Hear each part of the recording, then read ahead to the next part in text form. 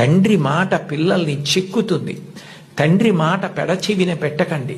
తండ్రి గారు మిమ్మల్ని ప్రేమగా పిలిచి చెప్పినా, కోపంగా చెప్పినా తండ్రి యొక్క వ్యధ, ఆయన హృదయంలో మీరు పాడైపోకూడదన్న ఆర్తి ఉంటుంది తప్ప మిమ్మల్ని ఏదో దండించాలనేటటువంటి తాపత్రయం ఉండదు.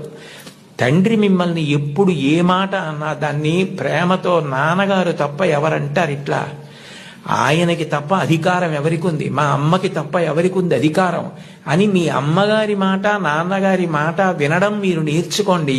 మీకు తెలియకుండానే మీకు నైతిక విలువలు చాలా అలవాటు అవుతాయి. ఎందుకంటే మీరు పాడయ్యే మాటలు, మీరు పాటించకూడని మాటలు మీ తల్లిదండ్రులు మీకు ఎప్పుడూ చెప్పరు.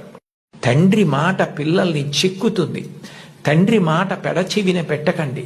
తండ్రి గారు మిమ్మల్ని ప్రేమగా పిలిచి చెప్పినా, కోపంగా చెప్పినా తండ్రి యొక్క వ్యధ